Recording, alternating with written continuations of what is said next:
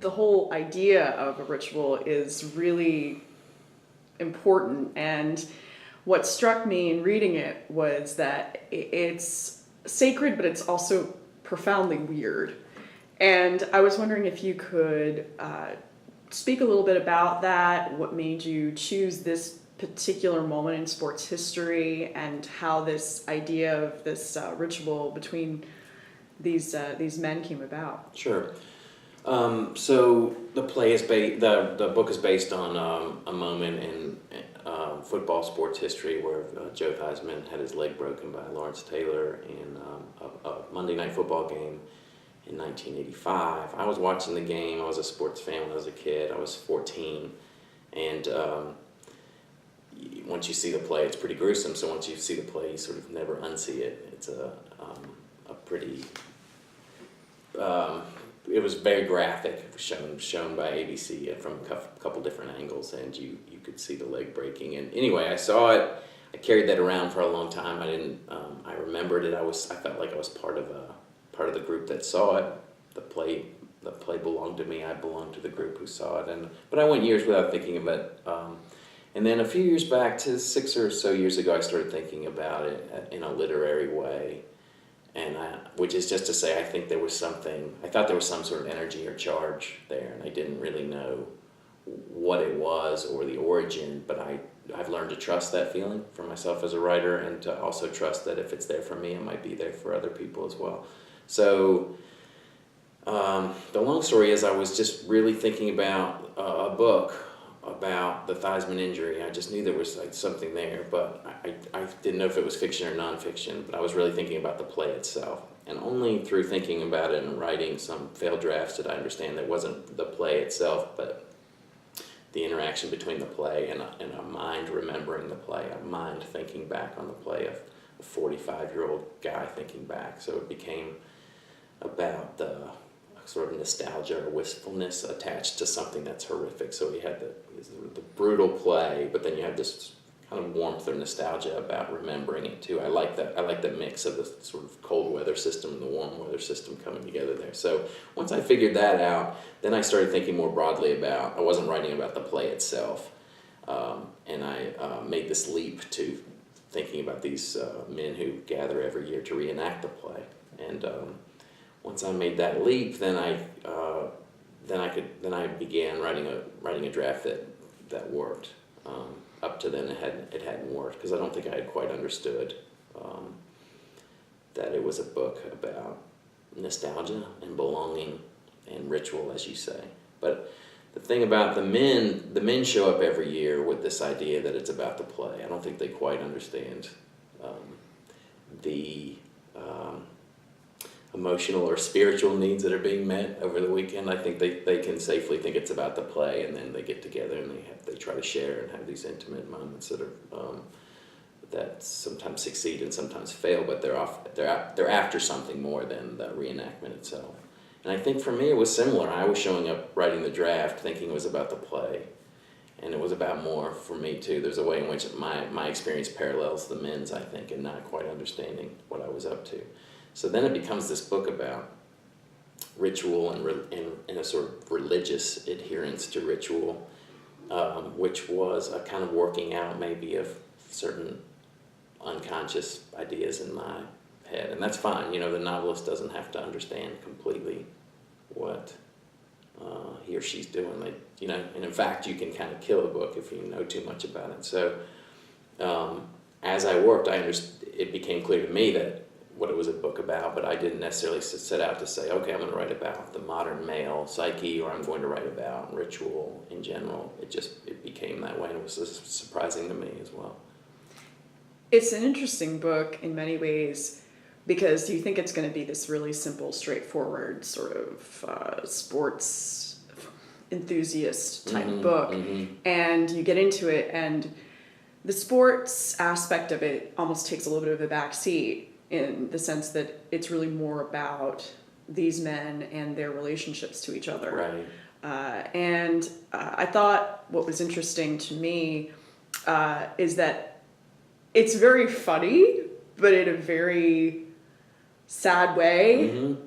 In some ways, just seeing what some of these men are really struggling with, it really ties me emotionally to these characters in a way that I didn't actually anticipate. And was that kind of your intention when you started writing it? It seems to me that as I was going along, the relationships really evolved in an interesting way, and I was just wondering if you could kind of speak to that writing process. Yeah, I mean, I knew it was going to be, well, I have 22 men, you know, and plus hotel employees, plus guys men and women from a different conference who are at the hotel, plus a pizza guy, plus you know. So I have a lot of characters. So there's not a central protagonist, you know. The ritual itself seems to be the protagonist, and I was hoping that readers would go along with that and not expect to attach themselves to just one central person. And so it was more about investigating the group dynamics and hoping that if one guy's speaking, Chad is speaking about his life, the reader doesn't have to, you know, track Chad throughout the book, but understand that Chad is expressing something of the hive mind, you know, the group's anxieties, the group's neuroses, the group's disappointments or hopes, and in that way,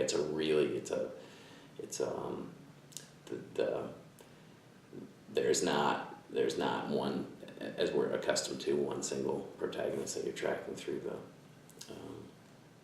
the novel.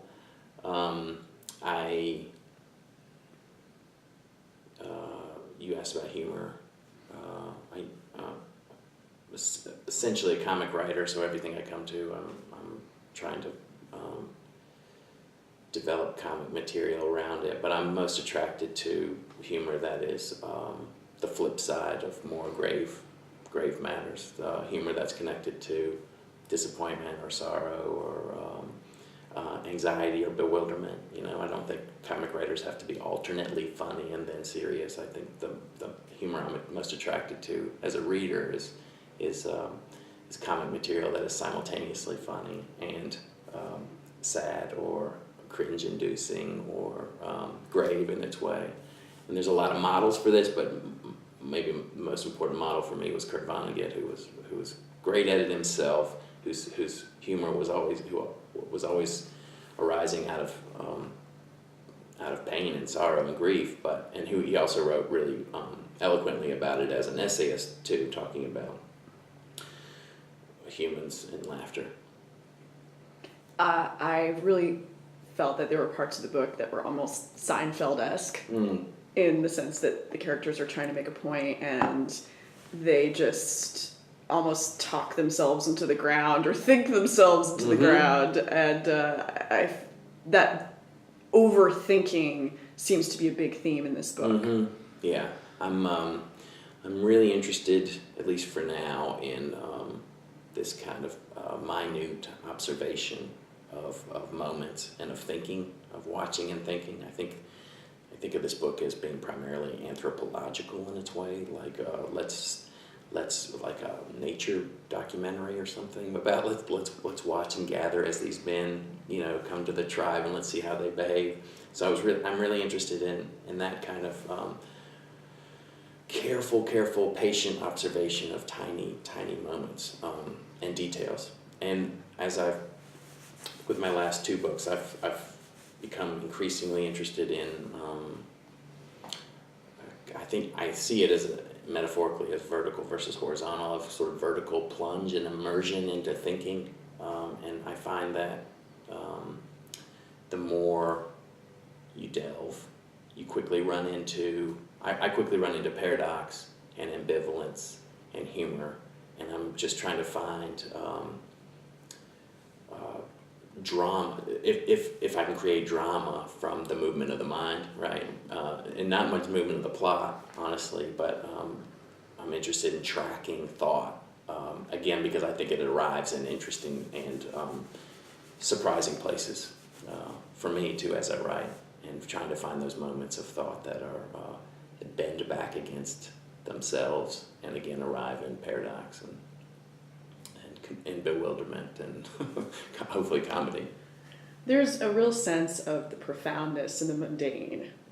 I particularly enjoyed the mixed feelings of the group in relation to Fancy Drum. Mm-hmm. That it's something that seems over the top and exaggerated, not only in the way it looks, but also in its very existence, but yet it can't be shunned. It's an integral part of the ritual, of the process. And it's almost like this communal hatred for this garish thing Right. is part of the glue binding Mm-hmm. these men together. Mm-hmm. That's it. Their bitterness or their antipathy towards something can draw them together. Terrible things or things that you have terrible feelings about can draw you together, and ritual is about belonging in a way, and so even when they dislike something passionately together, it is bringing them together. There's a line in the book too about how the coffee is bad at the continental breakfast, but it sustains the community. It's the coffee that sustains the community, and and at a larger scale, the injury itself, which is this horrific thing, right, which is a truly terrible thing that happened. Catastrophic injury is this paradoxically is a thing that brings the men together as well in the context of violence, right? They're brought together in kind of intimate terms, so that's a kind of paradox. I'm beginning with a premise that's absurd, and I want to begin with this absurdity, but also immediately try to win readers back to its basic humanity, or to taking it seriously, so that even though it can seem silly, to the men it's not silly, and there is a profundity to it, to them at least, and my hope is that having commenced with a seemingly trivial or silly premise, the book then begins to convince people that it's that while the details of the premise may seem trivial, the underlying emotional needs of the men and of the weekend are serious, and they might not be very well articulated or known by the men, but they're real, and they're serious, and they're basic, and they're kind of primal.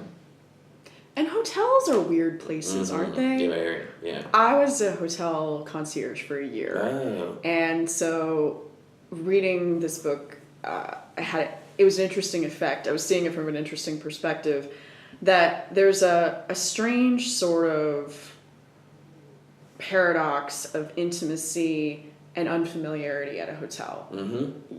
You've never been there before, and yet you're going to sleep there, you're going to shower there, and you're going to do all these very human things there, but yet it's this alien environment. Right. And you're kind of placing your trust into the people running the place that it's going to be okay. Right.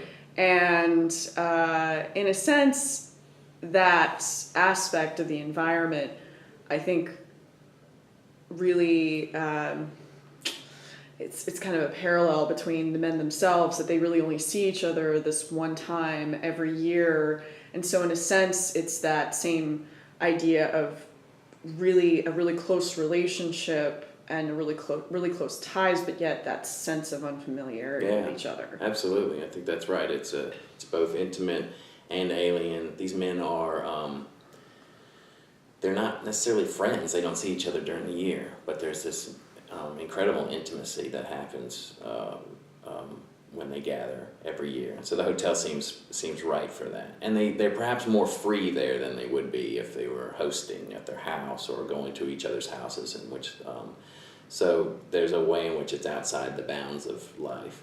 And then I also wanted to there's a kind of 2.5-star American hotel that we all just know. It's a familiarity. So if I write about the carpeting, or if I write about the fountain, or if I write about the front desk, it's a shared cultural thing that we all know. And hopefully, I'm interested in a reader as a reader. I'm interested in moments of recognition when I feel like something's been described that's correct, that I've not necessarily thought about before, but it's there. So that's what I was trying to do with the hotel as well.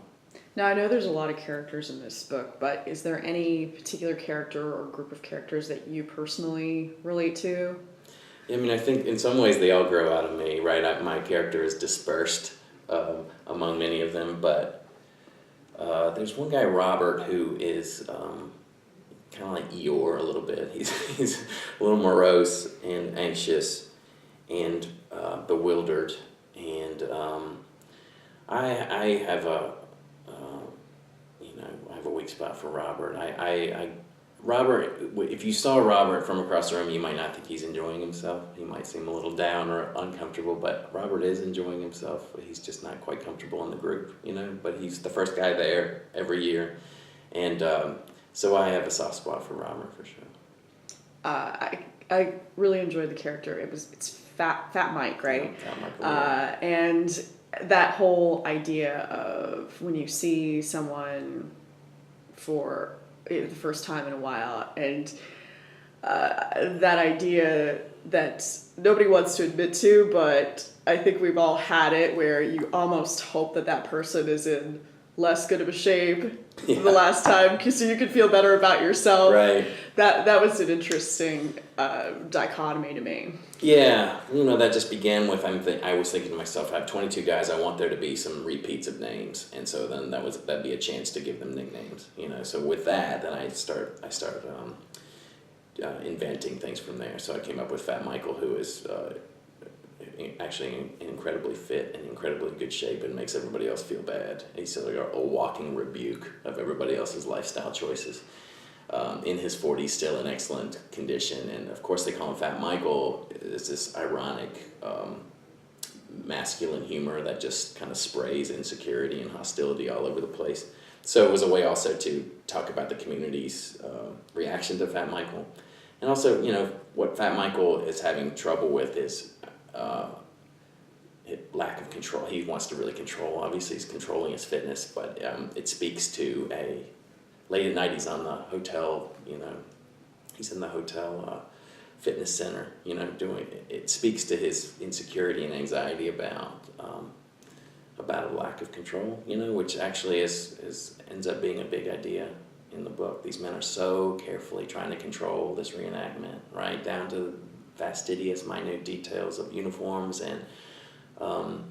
But the play itself, if the play means anything, it's that we can't control anything, that things are beyond our control, that we call these plays in the huddle, and you get up there and there's all these contingent chaotic forces that can lead to catastrophe at any moment. So there's a central even paradox in that idea that they're trying to control so carefully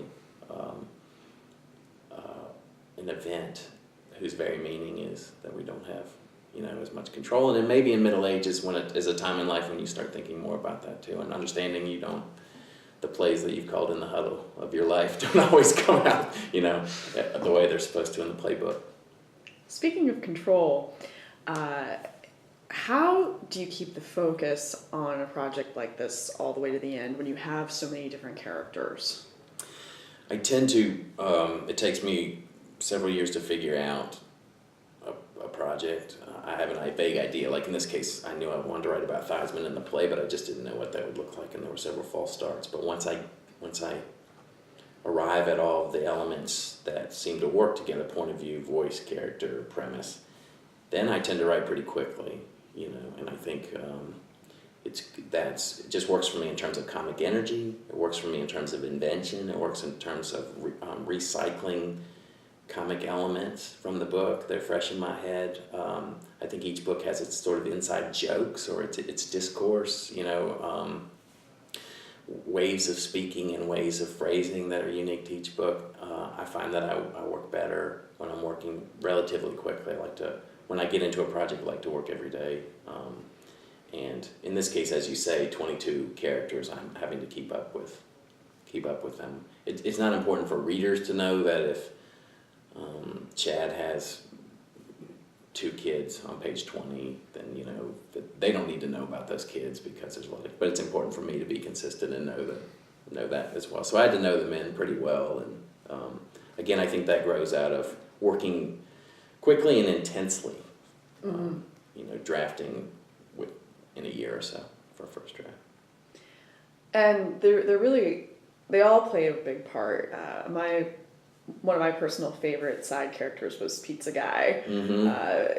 His little dialogue, it starts out very harmless, and then it gets progressively darker, and then it just ends, and you're sort of left saying, "Whoa, that was interesting." Okay, Right. but it adds something to the comic tension to the overall book.